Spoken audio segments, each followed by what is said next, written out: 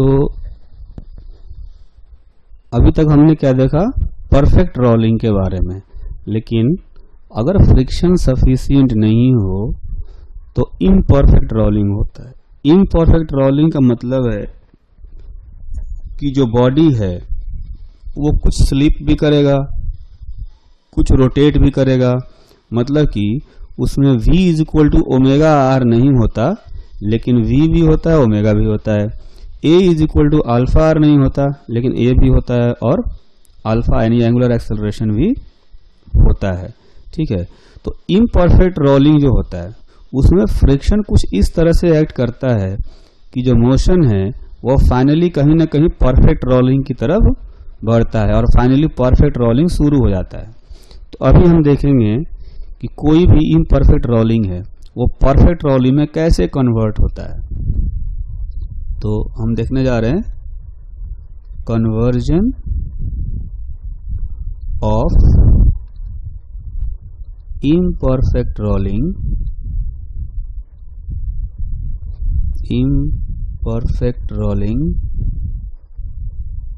into perfect rolling. कहने का मतलब है कोई भी इम्परफेक्ट रोलिंग होगा तो फाइनली परफेक्ट रोलिंग में कन्वर्ट हो जाएगा। ठीक है, तो जिसमें से हम लोग पहला केस देखेंगे। पहला केस जो है वो होगा जब वेलोसिटी जो है वो ओमेगा आर से बड़ा हो, है ना। जैसे ये मान लेते हैं कि सॉलिड सिलेंडर है, तो इसकी जो वेलोसिटी है इधर शुरू में v नॉट है और एंगुलर वेलोसिटी ओमेगा नॉट है। ठीक, ये केस है स्लीपिंग का, है ना। जैसे हम मोटरसाइकिल से जा रहे हो और हमने अचानक ब्रेक लगाया, तो ब्रेक लगाने से आगे वाला जो व्हील है वो घिसटता है नीचे, स्लिप होता है ना। क्योंकि रोटेशन से हम ओमेगा तो कम कर देते हैं लेकिन v कम नहीं होता, वेलोसिटी कम नहीं होता। तो क्या होता है, जब वो घिसटता है तो फ्रिक्शन फोर्स पीछे लगता है और पीछे लग करके वो वेलोसिटी को कम करता है।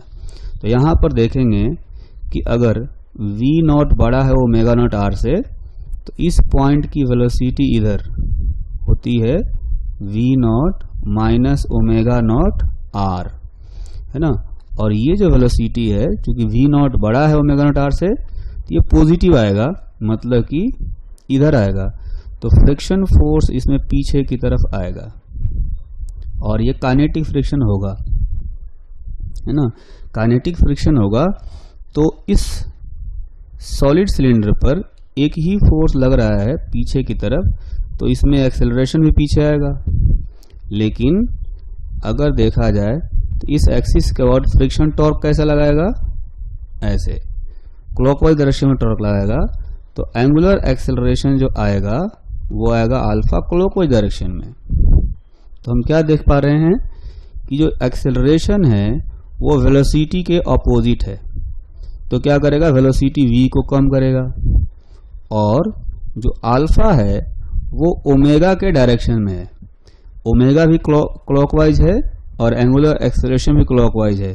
तो एंगुलर वेलोसिटी ओमेगा बढ़ेगी, ओमेगा बढ़ रहा होगा और v जो है डिक्रीज हो रहा होगा। तो कुछ देर बाद ये जो वैल्यू है v नॉट, ये डिक्रीज हो जाएगा, कुछ v डैश हो गया मान लेते हैं, v डैश हो गया, ये v नॉट से कम हो चुका होगा, है ना।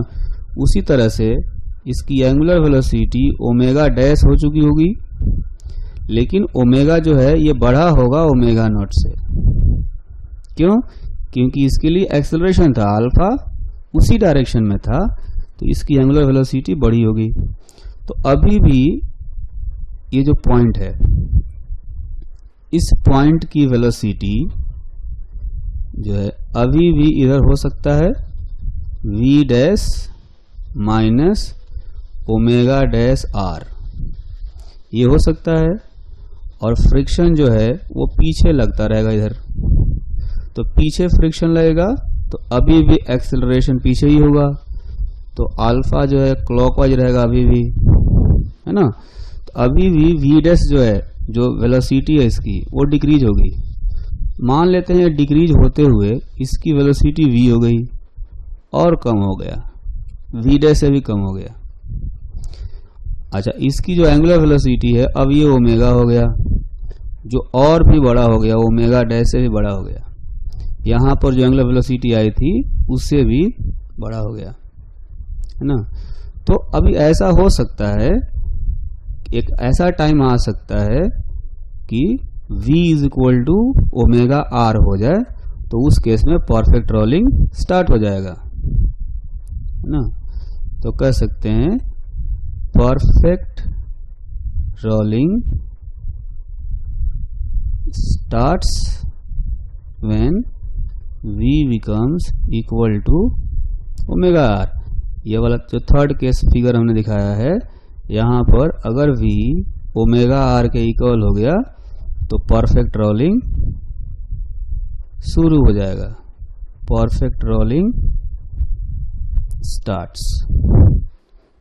ठीक, तो इस कॉन्सेप्ट पर बेस्ड हम एक एग्जाम्पल करेंगे, है ना। एग्जाम्पल ये है कि एक कॉइन है और इस कॉइन को एक वेलोसिटी दे दिया गया v नॉट और इसके पास कोई भी एंगुलर वेलोसिटी नहीं है ना, जबकि रफ हॉरिजॉन्टल सरफेस है, ये रफ है और यहाँ पर कोएफिशिएंट ऑफ फ्रिक्शन म्यू दिया गया है ना। इसका रेडियस ले लेते हैं r, मास ले लेते हैं m, है ना। तो क्वेश्चन ये है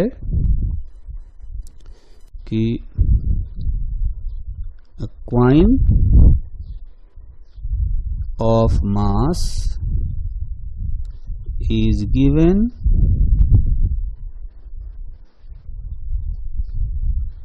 a linear velocity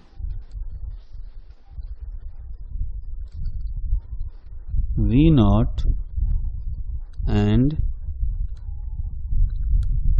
gently placed on rough horizontal surface. Find the time and velocity when it starts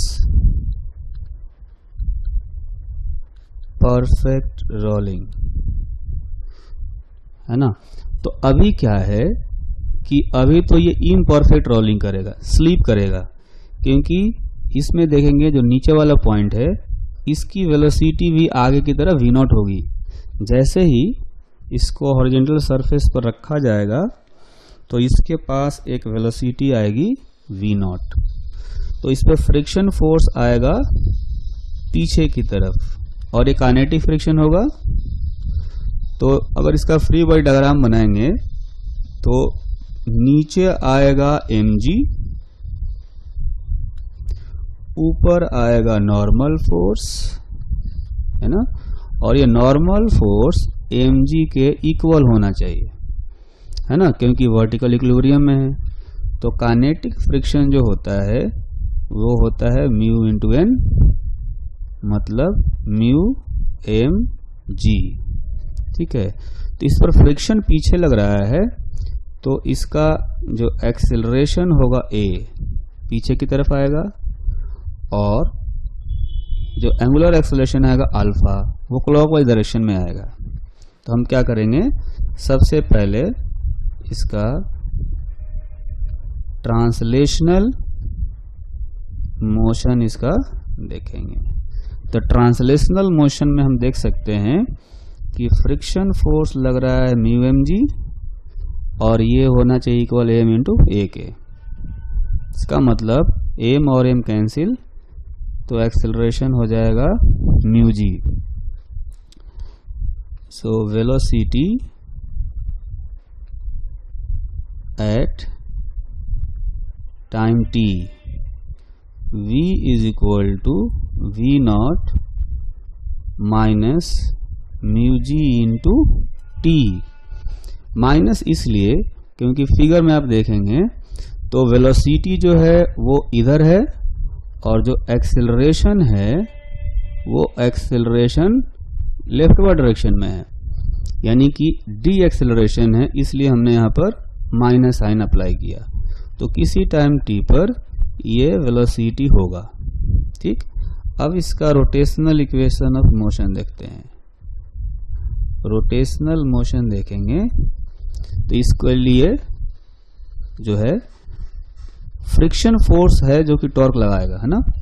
इस एक्सिस के अबाउट, इसका जो एक्सिस है इसके अबाउट mg का टॉर्क नहीं आएगा, इसका कोई टॉर्क नहीं, नॉर्मल का भी कोई टॉर्क नहीं, क्योंकि दोनों जो है इसके सेंटर से पास कर रहे हैं।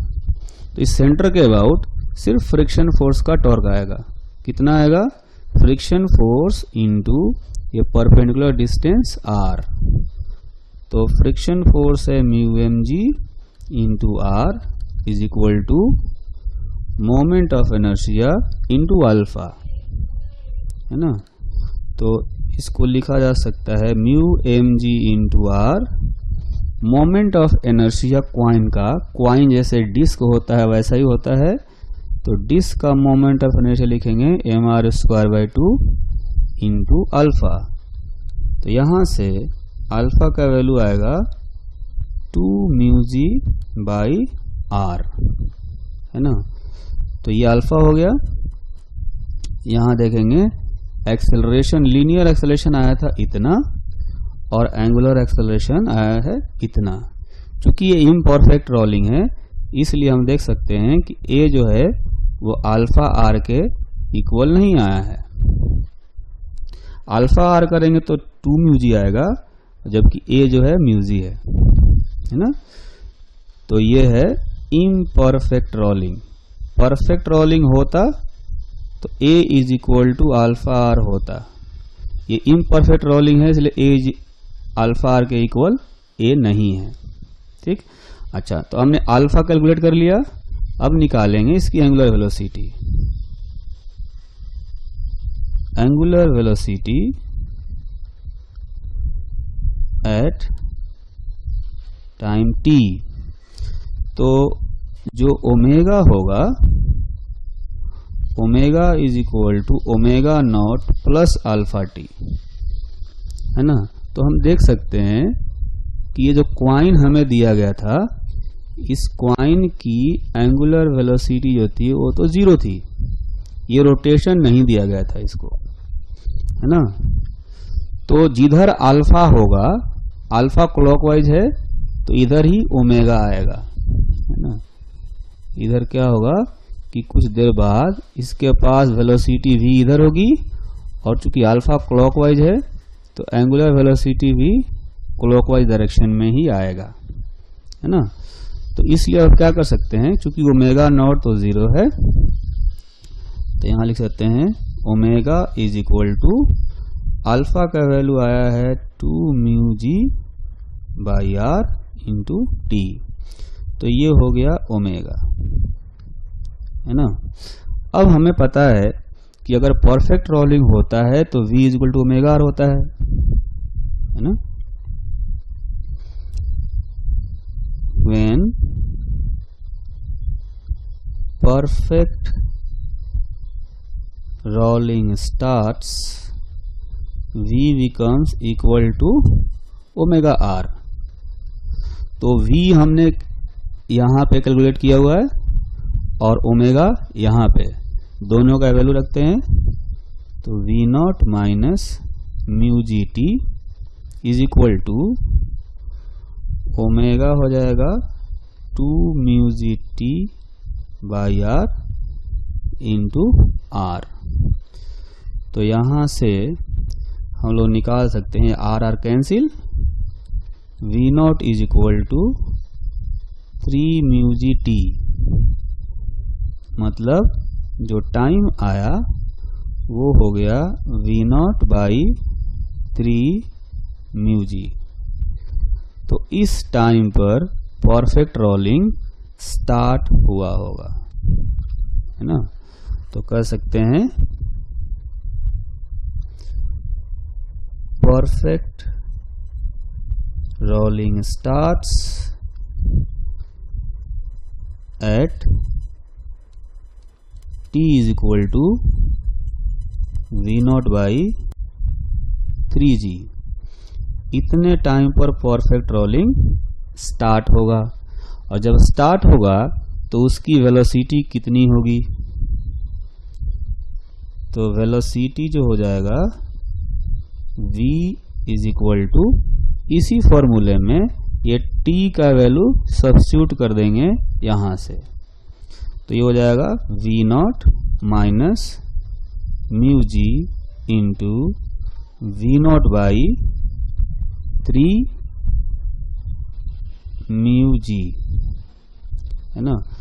तो हम देख सकते हैं कि यहां से म्यू जी ये और ये म्यू जी कैंसिल हो जाएगा, तो बचेगा v0 माइनस v0 बाई 3 यानी कि 2v0 by 3।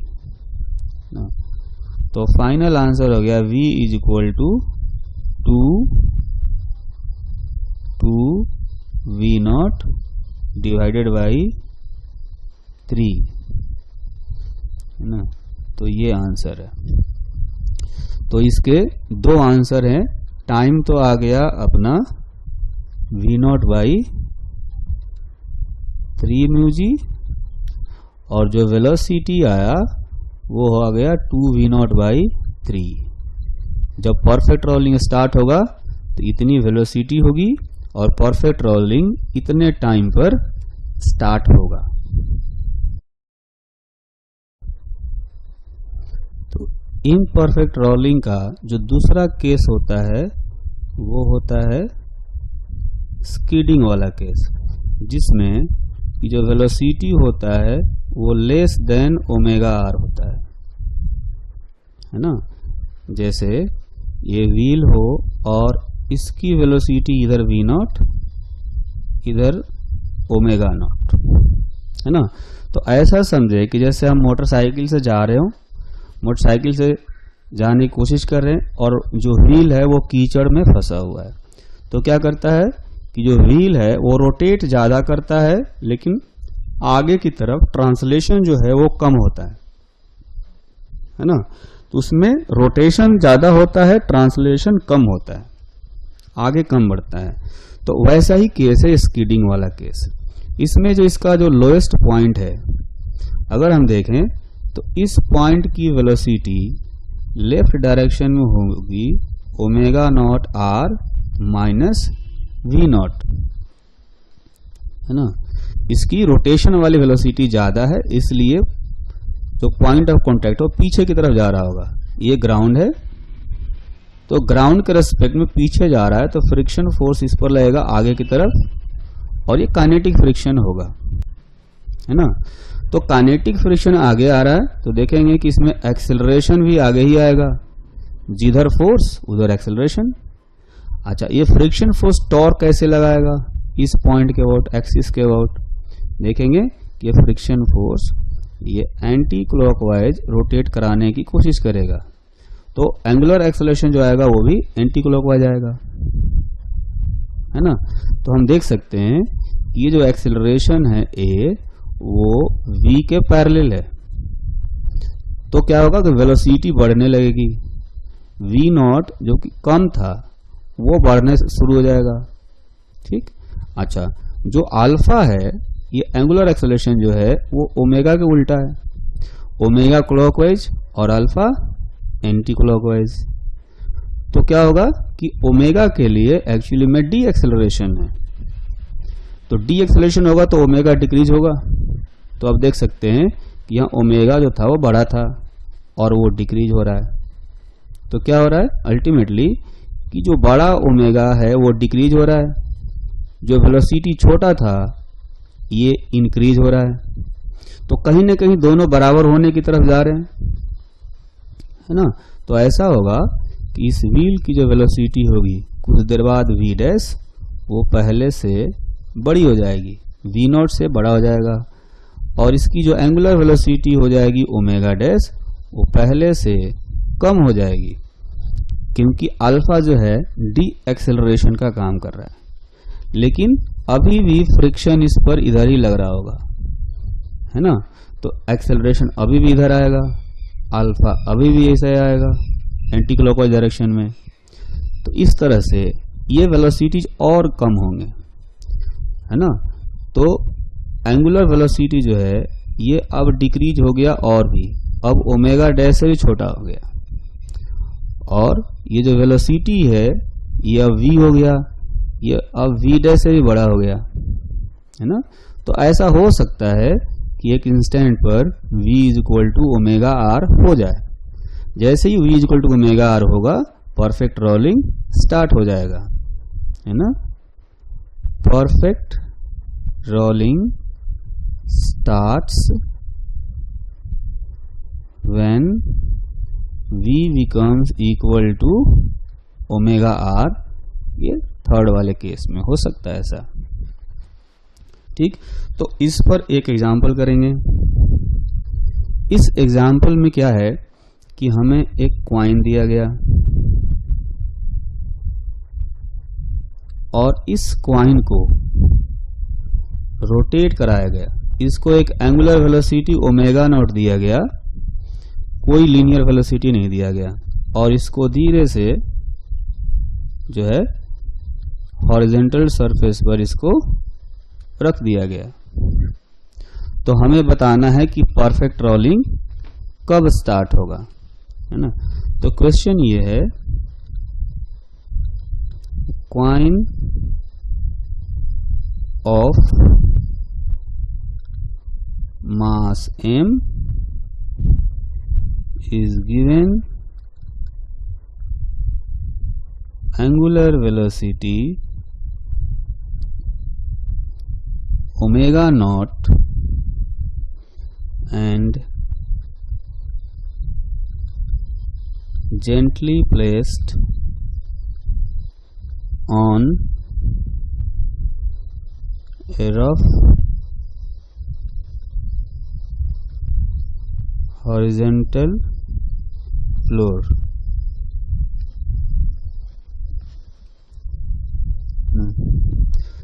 Then find time and angular velocity when perfect rolling starts। ठीक है, तो इसमें हम क्या करेंगे, हम देख सकते हैं कि ये जो लोअर मोस्ट पॉइंट है, जो लोएस्ट पॉइंट है व्हील कॉइन का, उसकी वेलोसिटी पीछे की तरफ ओमेगा नॉट आर होगी। तो इस पर काइनेटिक फ्रिक्शन आएगा आगे की तरफ, नीचे की तरफ आएगा mg, और वर्टिकली अपवर्ड हो जाएगा normal.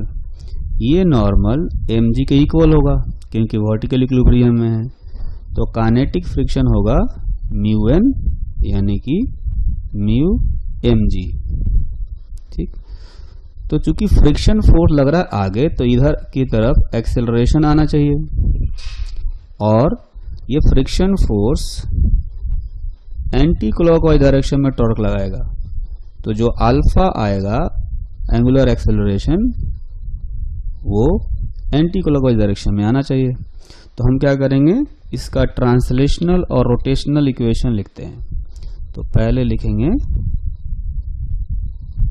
Translational equation of motion. तो ट्रांसलेशनल मोशन में हम लोग लिख सकते हैं कि mu M G is equal to M A. M और M cancel, A is equal to हो गया म्यू जी। ठीक, तो किसी टाइम टी पर जो क्वाइन की वेलोसिटी होगी, velocity of coin at time t, v is equal to 0 plus AT यानी 0 प्लस म्यू जी टी ना। तो यहाँ से V जो है वो म्यू जी टी आ गया। तो यहाँ पर हमने प्लस क्यों रखा? क्योंकि जो एक्सेलरेशन था इसी डायरेक्शन में इसकी वेलोसिटी भी आएगी, राइटवर्ड डायरेक्शन में। तो ये कॉइन है, तो कुछ देर बाद इसकी जो वेलोसिटी आएगी इधर की तरफ, ये v हो जाएगी, है ना, और ये म्यू जी टी होगी, है ना। अच्छा, अब इसका रोटेशनल इक्वेशन ऑफ मोशन देखते हैं। तो रोटेशनल मोशन में इसका रोटेशनल इक्वेशन ऑफ मोशन लिखेंगे तो देखेंगे कि जो फ्रिक्शन फोर्स है वो इसका जो सेंटर है कॉइन का, उसके अबाउट ये टॉर्क लगाएगा कितना, mu M g into r, और ये इक्वल होना चाहिए आई इंटू अल्फा के। कॉइन का moment of inertia mr square by 2 लिख सकते हैं इंटू अल्फा, यानी अल्फा का जो वैल्यू आएगा ये आएगा 2 म्यू जी बाई आर। ठीक है, तो ये एंगुलर एक्सेलरेशन हो गया। अब इसकी वेलोसिटी निकालेंगे। Angular velocity at time t omega is equal to omega naught minus alpha T, यानी omega is equal to omega naught minus 2 mu G by are into T. ये हो गया। अब यहां पर जो है, यहां पर ये माइनस साइन क्यों है? तो माइनस साइन इसलिए है कि यहां पर देख सकते हैं इसका ओमेगा जो है वो क्लॉकवाइज डायरेक्शन में है, जबकि एंगुलर एक्सेलरेशन जो है अल्फा वो एंटी क्लॉकवाइज डायरेक्शन में है, ऐसे है ना। तो इस डायरेक्शन में होगा तो उसके लिए डी एक्सेलरेशन है, इसलिए हमने माइनस साइन रखा। अच्छा, तो perfect rolling starts when v becomes equal to omega r। यहां पर फिगर में जो ओमेगा का वैल्यू है वो आया है omega naught minus 2 mu g t by r. ठीक है, तो परफेक्ट रोलिंग तब स्टार्ट होगा जब v और ओमेगा r इक्वल हो जाएं। तो यहां भी इक्वल करेंगे हम लोग। तो v का वैल्यू जो है यहां से रखेंगे mu g t is equal to, इसमें ओमेगा का वैल्यू यहां से रखेंगे omega naught minus 2 mu g t by are into r. तो इसको अगर सोल्व करेंगे तो ये हो जाएगा t is equal to omega not r by 3 mu g. ये टाइम आ गया ना। तो ये कह सकते हैं कि इतने टाइम पर परफेक्ट रोलिंग स्टार्ट होगा। ठीक है, अच्छा, इस टाइम पर एंगुलर वेलोसिटी कितना होगा? Angular velocity when perfect rolling starts, तो omega is equal to omega naught minus ये वाला जो फॉर्मूला है उसी में t का वैल्यू हम लोग सब्स्टिट्यूट कर देंगे। इसमें t का वैल्यू कहां से रखेंगे? यहां से, क्योंकि इस टाइम पर परफेक्ट रोलिंग स्टार्ट हो रहा है। इसको रखेंगे omega naught into r divided by 3 mu जी, है ना। तो ये आ गया ओमेगा नॉट इंटू 1/3, मतलब ओमेगा नॉट बाई 3। तो एंगुलर वेलोसिटी जो होगा वो ओमेगा नॉट बाई 3 हो जाएगा जब परफेक्ट रोलिंग स्टार्ट होगा। तो ये दो अपने आंसर हो गए, एक टाइम का वैल्यू, एक एंगुलर वेलोसिटी का वैल्यू। तो अभी ये हमने क्वेश्चन किया और इसके पहले क्वेश्चन किया था, दोनों में ही जो है इम्परफेक्ट रोलिंग हो रहा था शुरू में, तो फ्रिक्शन फोर्स ऐड कर रहा था। जब परफेक्ट रोलिंग शुरू हो जाएगा तो उसमें काइनेटिक फ्रिक्शन नहीं लगेगा, स्टैटिक फ्रिक्शन हो सकता है कि लगे अगर वो अलग से कोई फोर्स लगाया जाए, तो अगर स्लिप होने की टेंडेंसी आए तो, अदरवाइज कोई फोर्स नहीं लग रहा होगा तो स्टैटिक फ्रिक्शन भी कोई वर्क नहीं करेगा और काइनेटिक एनर्जी जो है इनकी कंजर्व रहेगी। तो थर्ड केस देखेंगे जिसमें जो वेलोसिटी है और एंगुलर वेलोसिटी है वो दोनों ही अपोजिट डायरेक्शन में है। When v and omega are in opposite sense, है ना। तो अपोजिट सेंस का मतलब ये है कि जैसे कोई व्हील है तो इसकी वेलोसिटी v नॉट इधर है, तो एंगुलर वेलोसिटी जो है वो एंटी क्लॉकवाइज डायरेक्शन में है, उल्टा डायरेक्शन में है ना। तो अभी इस केस में परफेक्ट रोलिंग तो हो ही नहीं सकता।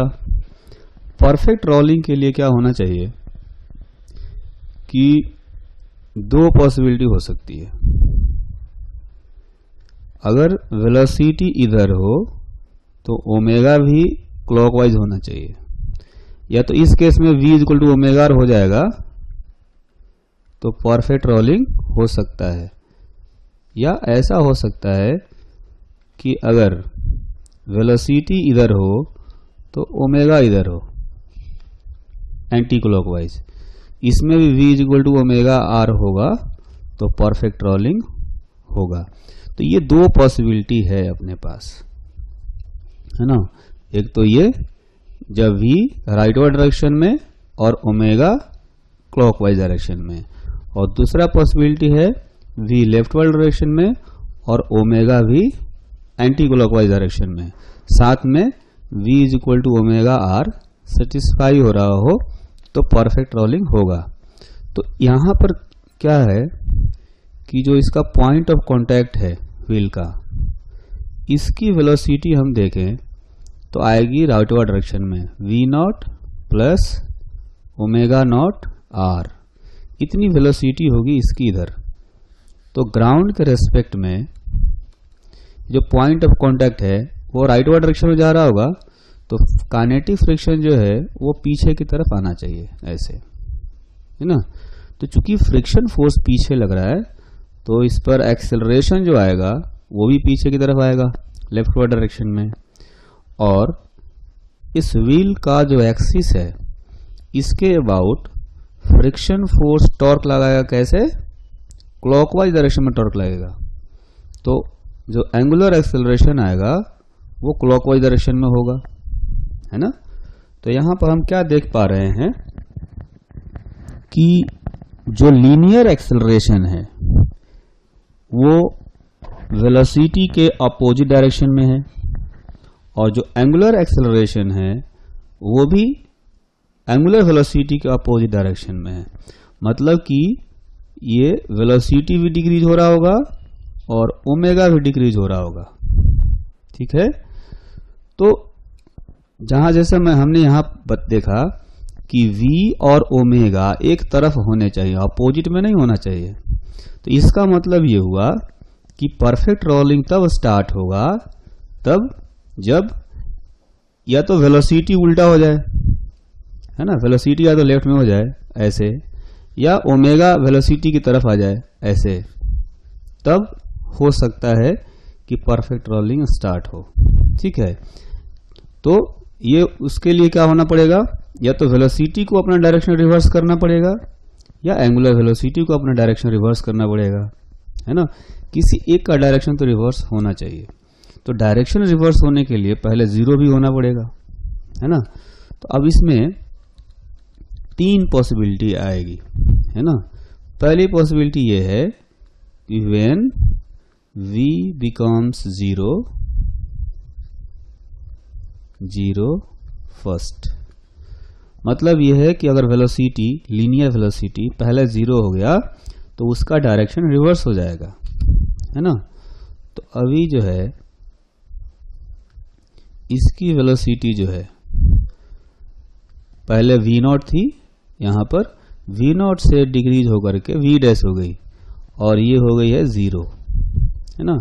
अच्छा, जो एंगुलर वेलोसिटी था इसका पहले ओमेगा नॉट था, तो ओमेगा नॉट से डिक्रीज होकर के अब हो गया ओमेगा डैश, ये लेस देन ओमेगा नॉट है, ठीक।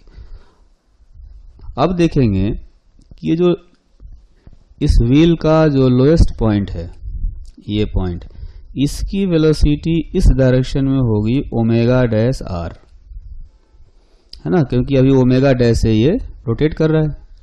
तो इस पॉइंट की वेलोसिटी ग्राउंड के रेस्पेक्ट में राइटवर्ड डायरेक्शन में है, तो काइनेटिक फ्रिक्शन अभी भी लेफ्टवर्ड डायरेक्शन में आएगा, यानी एक्सेलरेशन अभी भी इधर होगा और जो टॉर्क लगेगा इस एक्सिस के अबाउट वो ऐसे लगेगा क्लॉकवाइज, तो अल्फा अभी भी इधर आएगा, है ना। तो क्या होगा कि इसका मतलब ये हुआ कि इसका लीनियर वेलोसिटी 0 है और एक्सेलरेशन लेफ्ट डायरेक्शन में है। इसका मतलब अब ये पीछे की तरफ चलना शुरू करेगा, इसकी वेलोसिटी आएगी इधर लेफ्ट में, ठीक। और इसकी जो एंगुलर वेलोसिटी है उसके लिए अभी भी डी एक्सेलरेशन है ना, ये एंगुलर डी एक्सेलरेशन है। तो इसकी वेलोसिटी, एंगुलर वेलोसिटी डिक्रीज हो जाएगी और वो ओमेगा डैश से भी छोटी हो जाएगी। लेकिन हो सकता है कि ये v is equal to omega r हो जाए, है ना। तो परफेक्ट रोलिंग स्टार्ट हो जाएगा। Perfect rolling starts when v becomes equal to omega r. लेकिन परफेक्ट रोलिंग स्टार्ट होने तक जो है ये स्फीयर उल्टा डायरेक्शन में चल रहा होगा, है ना। शुरू में देखेंगे कि ये जा रहा था राइटवर्ड डायरेक्शन में इधर, अब ये लेफ्टवर्ड डायरेक्शन में चल रहा होगा परफेक्ट रोलिंग के टाइम पर। तो पहली पॉसिबिलिटी ये है। अच्छा, दूसरी पॉसिबिलिटी है कि पहले एंगुलर वेलोसिटी यानी कि ओमेगा 0 हो जाए, व्हेन ओमेगा बिकम्स 0 फर्स्ट, है ना। तो उस व्हील का फ्री बॉडी डायग्राम बनाते हैं फिर से, है ना, वापस यहां से। इसमें v0 इधर था, तो चूंकि हमने यहां देखा कि v0 भी डिक्रीज हो रहा है और ओमेगा नॉट भी डिक्रीज हो रहा है ना। तो इसका मतलब ये हुआ कि इसकी वेलोसिटी जो है इधर डिक्रीज होकर के कुछ v डैश हो गई होगी, है ना। अच्छा, एंगुलर वेलोसिटी डिक्रीज हो रहा है तो ये डिक्रीज होते होते 0 हो गया, है ना। अच्छा, ये 0 हो गया है। तो अब अगर लोएस्ट पॉइंट पर देखें तो इस लोएस्ट पॉइंट की वेलोसिटी इधर होगी v डैश, है ना। एंगुलर वेलोसिटी तो है नहीं, तो इस पॉइंट को अगर देखा जाए तो ग्राउंड के रेस्पेक्ट में ये पॉइंट राइटवर्ड डायरेक्शन में जा रहा है, तो फ्रिक्शन फोर्स जो कि काइनेटिक होगा वो लेफ्टवर्ड डायरेक्शन में लगेगा अभी भी, यानी एक्सेलरेशन आएगा लेफ्ट में और ये टॉर्क भी लगाएगा क्लॉकवाइज, यानी एंगुलर एक्सेलरेशन आएगा क्लॉकवाइज डायरेक्शन में। तो अब क्या होगा, देखेंगे कि इसने रोटेशन करना बंद कर दिया है, ओमेगा 0 हो चुका है लेकिन अल्फा क्लॉकवाइज है, यानी अब ये व्हील क्लॉकवाइज डायरेक्शन में रोटेट करना शुरू करेगा, है ना। तो इस व्हील का फ्री बॉडी डायग्राम बनाए तो ये अब आगे की तरफ ऐसे क्लॉकवाइज डायरेक्शन में रोटेट करना शुरू करेगा। इसकी जो वेलोसिटी होगी v, अब वो पहले से भी डिक्रीज हो गई होगी, v डैश से भी कम हो गई होगी। क्यों? क्योंकि इसके लिए अभी भी डी एक्सेलरेशन है। है ना। लेकिन ऐसा हो सकता है कि यहां पर v is equal to omega r हो जाए। अगर v is equal to omega r हो जाएगा तो परफेक्ट रोलिंग स्टार्ट हो जाएगा। So perfect rolling starts when v becomes equal to omega r. Third possibility ये है कि v और ओमेगा, है ना। यहां फिगर से देखें तो हम लोग क्या देख पा रहे हैं कि यहां देख पा रहे हैं इस फिगर में कि v नॉट और ओमेगा नॉट दोनों के लिए डीएक्सेलरेशन है ना। v नॉट के लिए भी डीएक्सेलरेशन है, ओमेगा नॉट के लिए भी एंगुलर डीएक्सेलरेशन है। तो जब दोनों के लिए डीएक्सेलरेशन है, दोनों ही डिक्रीज हो रहे होंगे। तो हमने पहला केस में देखा यहां पर कि डिक्रीज होते होते वेलोसिटी पहले जीरो हो गया, ओमेगा अभी घट ही रहा था, तो परफेक्ट रोलिंग शुरू हो गया। दूसरा केस हमने क्या देखा कि पहले ओमेगा जीरो हो गया, है ना। ओमेगा जीरो हो गया और वेलोसिटी घट रहा था, तो ओमेगा जो जीरो हुआ तो उसका डायरेक्शन रिवर्स हो गया, ठीक, और फिर परफेक्ट रोलिंग स्टार्ट हो गया। तीसरा पॉसिबिलिटी यह है कि v और ओमेगा दोनों एक साथ में जीरो हो जाए। When v and omega become zero simultaneously, है ना। अगर दोनों एक साथ में जीरो हो गए, है ना, जैसे ये व्हील है तो इसकी जो वेलोसिटी है वो v जीरो हो गया, दोनों ही डिक्रीज हो रहे हैं, और ओमेगा जीरो हो गया। तो ओमेगा जीरो है तो मैं ऐसे एंटी क्लॉकवाइज लिखूं या क्लॉकवाइज लिखूं, कोई फर्क नहीं पड़ता है, ये भी जीरो लिख सकता हूं, है ना। तो यहां पर हम देख सकते हैं कि v is equal to omega r is equal to zero हो गया, है ना। तो ये कह सकते हैं कि यहां पर परफेक्ट रोलिंग स्टार्ट हो गया, है ना। यह स्टार्ट हो गया या कहते हैं स्टार्ट होते ही खत्म भी हो गया, लेकिन v is equal to omega r हो गया, जो परफेक्ट रोलिंग का कंडीशन है, ठीक है। तो यहां से हमने क्या देखा कि पहले केस में हमने देखा कि जो वेलोसिटी है v वो रिवर्स हो गया है ऐसे इधर, मतलब ये वाला कंडीशन सेटिस्फाई हो रहा है, v उल्टा हो गया ओमेगा की तरफ। दूसरे केस में हमने देखा कि ओमेगा रिवर्स हो गया, ये ओमेगा जो है v की तरफ चला गया इस वाले केस में, इसमें ओमेगा उल्टा हो गया, पहले एंटी क्लॉकवाइज था फिर क्लॉकवाइज हो गया, ठीक। तो ये भी सेटिस्फाई हो गया, ये भी सेटिस्फाई हो गया, ये पहले केस में, ये दूसरे केस में। और तीसरे केस में क्या हुआ, किसी को रिवर्स होने की जरूरत नहीं पड़ी, दोनों एक साथ में जीरो हो गए, और दोनों एक साथ जीरो हो गए तो v is equal to omega satisfy हो गया, तो परफेक्ट रोलिंग स्टार्ट हो गया, ठीक है। तो अब इस कॉन्सेप्ट पर बेस्ड हम लोग एक एग्जाम्पल करेंगे। तो क्वेश्चन है, क्वेश्चन ये है कि spherical shell of mass m and radius r is moving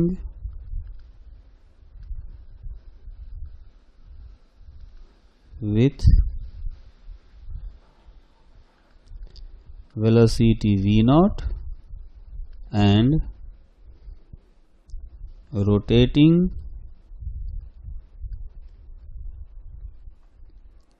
with angular velocity omega naught in anticlockwise direction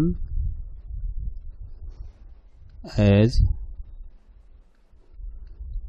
shown in figure. तो हम लोग फिगर भी बना लेते हैं। फिगर में यह है कि जो स्फेरिकल शेल है इसकी वेलोसिटी v0 है राइट वार्ड डायरेक्शन में, और एंटी क्लॉकवाइज डायरेक्शन में एंगुलर वेलोसिटी है, इसका रेडियस ar, मास m, और जिस सरफेस पर ये रोल कर रहा है यहाँ पर कोएफिशिएंट ऑफ फ्रिक्शन है म्यू। ठीक है, तो आगे इसमें दिया गया है if it is gently placed on a rough horizontal surface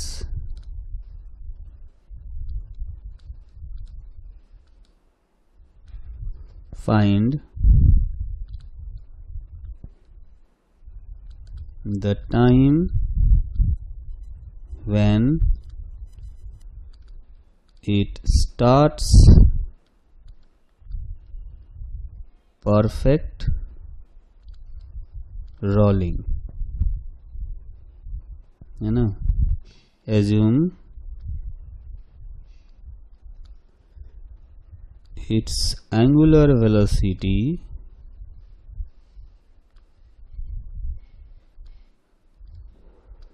becomes 0 first, है ना। तो ये मान लेते हैं कि एंगुलर वेलोसिटी इसका जो है वो पहले 0 होगा। ठीक है, तो अब जो है इस क्वेश्चन को हम लोग सोल्व करेंगे। तो इस क्वेश्चन को सोल्व करने के लिए हम लोग फिर से एक बार फिगर को ड्रॉ करते हैं। ठीक है, तो ये अपना व्हील है और इस व्हील को वेलोसिटी v0 दिया गया है इधर, और एंगुलर वेलोसिटी ओमेगा नॉट दिया गया है एंटी क्लॉकवाइज डायरेक्शन में। तो जो लोअर मोस्ट पॉइंट है इसकी वेलोसिटी हो जाएगी v0 plus omega not r right ward direction में। तो चूंकि ग्राउंड के रेस्पेक्ट में ये राइट वार्ड डायरेक्शन में जा रहा होगा तो इस पर फ्रिक्शन जो आएगा काइनेटिक नेचर का होगा और लेफ्ट वार्ड डायरेक्शन में आएगा। तो इसलिए इसका जो एक्सेलरेशन होगा फोर्स की तरफ ही होगा, ए यानी कि लेफ्ट वार्ड डायरेक्शन में होगा। अच्छा, ये जो फ्रिक्शन फोर्स है वो टॉर्क कैसे लगाएगा? क्लॉकवाइज डायरेक्शन में, और इसलिए एंगुलर एक्सेलरेशन भी आएगा क्लॉकवाइज डायरेक्शन में, है ना। तो ये आ जाएगा क्लॉकवाइज डायरेक्शन में। ठीक, अब हम क्या देख पा रहे हैं कि वेलोसिटी के लिए भी डी एक्सेलरेशन है क्योंकि एक्सेलरेशन उल्टा है, और एंगुलर वेलोसिटी के लिए भी जो एंगुलर एक्सेलरेशन है वो अपोजिट डायरेक्शन में यानी डी एक्सेलरेशन है। ठीक है, तो क्या होगा कि दोनों के दोनों यानी कि लीनियर वेलोसिटी और एंगुलर वेलोसिटी ये दोनों ही डिक्रीज हो रहे होंगे। तो कुछ देर बाद इसकी वेलोसिटी जो होगी v हो जाएगी, वो पहले से कम हो जाएगी, और चूंकि क्वेश्चन में कहा गया है कि पहले एंगुलर वेलोसिटी 0 होगा, ओमेगा 0 होगा, यानी ओमेगा का डायरेक्शन रिवर्स होगा परफेक्ट रोलिंग होने से पहले। तो ओमेगा पहले एंटी क्लॉकवाइज है तो बाद में क्लॉकवाइज डायरेक्शन में चले जाएगा, है ना।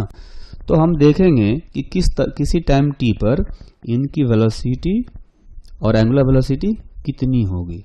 तो सबसे पहले इसका ट्रांसलेशनल मोशन देखेंगे। तो इसका अगर इक्वेशन ऑफ मोशन लिखें तो इस पर एक ही फोर्स लग रहा है, फ्रिक्शन फोर्स, जो कि म्यू mg के इक्वल होगा। कैसे?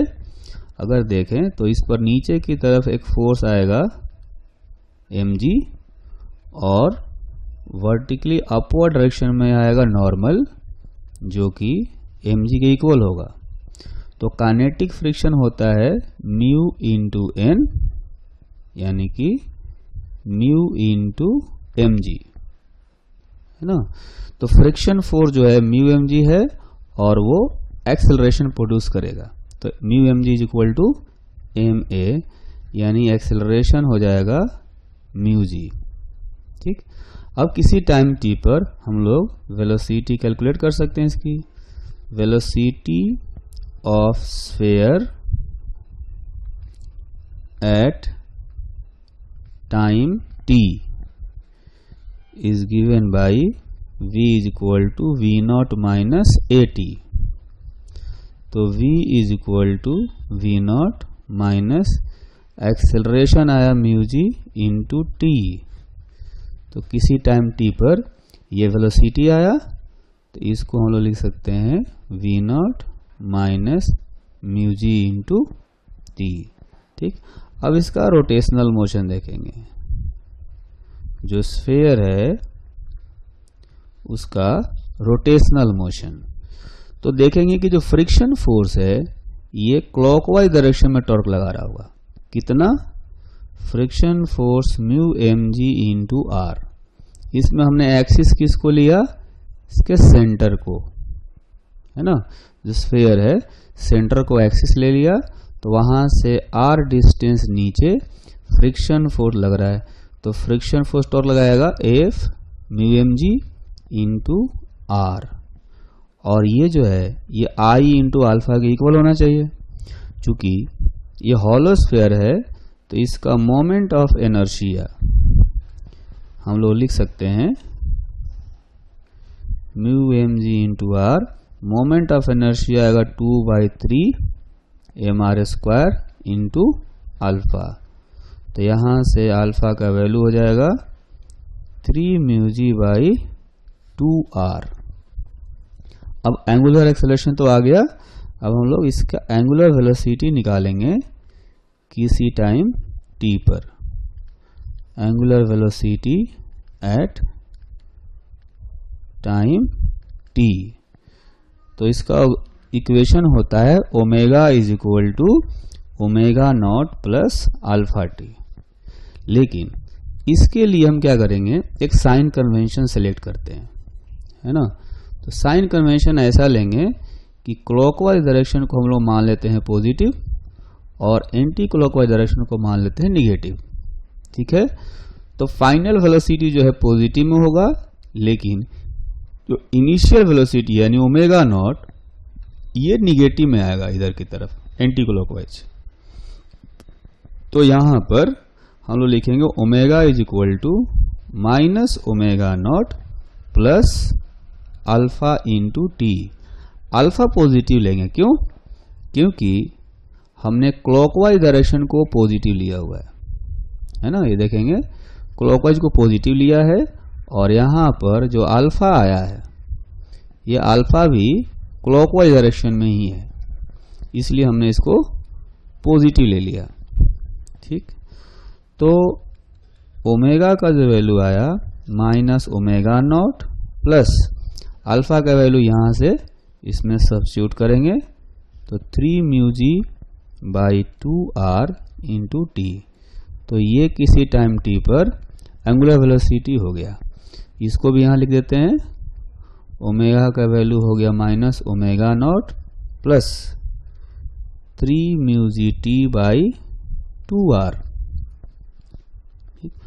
तो for perfect rolling v must be equal to omega r। तो v का जो वैल्यू है हम लोग यहां से v का वैल्यू रखेंगे v not minus mu g t, v not minus mu g t is equal to omega का वैल्यू यहां से minus omega naught plus 3 μg/2r into r. तो ये आ गया finally minus omega not r plus 3 μg/2। तो v naught plus omega not r is equal to 3 mu g t by 2 plus mu g t यानी 5 mu g t by 2। तो यहां से t का फाइनल वैल्यू आ गया 2/5 v naught plus omega not r divided by mu जी, है ना। तो ये आ गया टाइम, है ना। तो इतने टाइम पर परफेक्ट रोलिंग स्टार्ट होगा। हमसे यही पूछा गया था कि कितने टाइम बाद परफेक्ट रोलिंग स्टार्ट होगा। तो ये जो है अपना टाइम यहां से आ गया।